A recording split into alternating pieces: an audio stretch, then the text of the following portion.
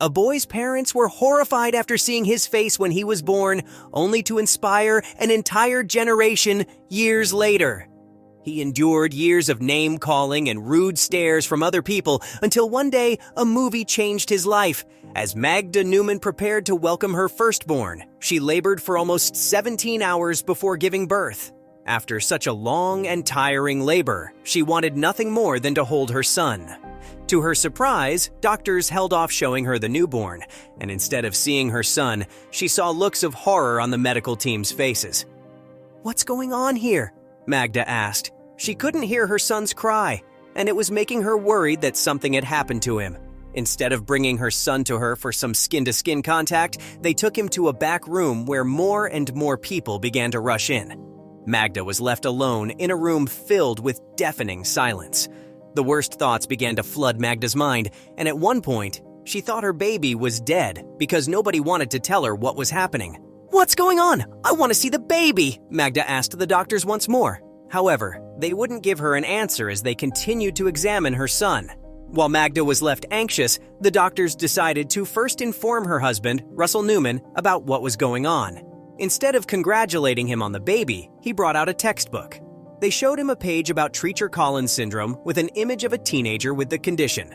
It was a rare congenital craniofacial disorder that affected only 1 in 50,000 people in the United States. "That's going to be my kid?" Russell couldn't help but ask.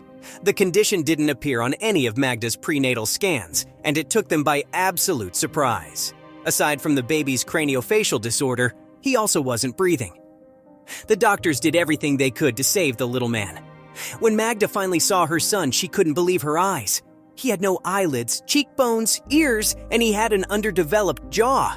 The couple named their baby boy Nathaniel, and it took a year before Magda could look at him without flinching. A lot of adjustments needed to be done on their part. The worried parents decided to contact the Institute of Reconstructive Plastic Surgery, IRPS, a hospital that worked directly with kids who had Treacher-Collins. After leaving a message, they received a call from a certain Shelley Cohen, who turned out to be a speech and language pathologist. When Russell answered the call, he was taken aback by the first thing Shelley said. "Congratulations! Hey, Mr. Newman, you had a baby boy, I heard. That's wonderful!" While Shelley was the very first person to congratulate Magda and Russell on their baby boy, Russell wasn't in a celebratory mood. "Are you freaking nuts?" he thought. But before he could say anything else, Shirley assured him their son would live a long, beautiful life. He held on to that statement, and it gave him hope. After a short while, Nathaniel was transferred to NYU Langone, where he stayed for an entire month. Throughout his stay there, the nurses could tell how devastated his parents were. Magda and Russell needed all of the encouragement they could get. They were devastated, hopeless, and full of fear until the day they found themselves watching the Grammys at the hospital. On the television screen was Christina Aguilera singing her song Beautiful. At that moment, the couple believed the singer was singing directly to them. It became their anthem, and the song began to resonate with them. The parents began to recondition their thinking. Instead of focusing on their child's appearance, they shifted their perspective, believing Nathaniel will be beautiful because of his personality. After the empowering message from Christina, Russell and Magda headed down to the NICU to see their son. It was then that they held him for the very first time. Magda recalled, "I almost cried every day. Every single time I looked at him, I could not believe it's my child. I couldn't believe it." Apart from his disfigurement, Nathaniel also had a difficult time breathing and eating. However, his brain was unaffected by his condition, so he was just like any other child. In his first year, Nathaniel had over 10 surgeries to try and improve his way of living.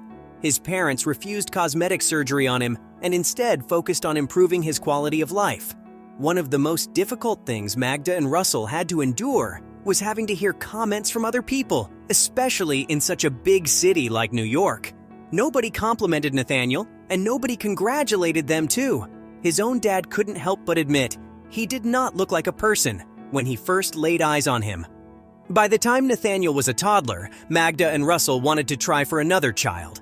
However, it was not easy for them to carry on with their plan, fearing their second child would also be born with Treacher-Collins. The first time Nathaniel realized his face was different from kids his age was when he was called a monster. The couple did several tests to ensure it wouldn't happen, and even sent their DNA samples to Johns Hopkins. It was then they were convinced that there was a 99% chance their second child would not be born with Treacher Collins. True enough, they welcomed their son Jacob with no complications.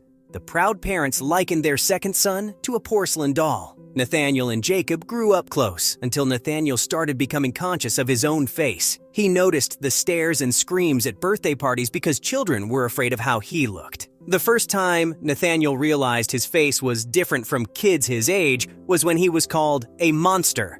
For years, he endured all the judgment from other people. By the age of 11, Nathaniel had undergone 54 surgeries, and he was no longer as bothered by looking different. He was able to explain his condition more effectively. When he was a teenager, he had to move to an entirely different school. He made sure to send letters out to his classmates early so they wouldn't be so surprised when they saw him for the first time.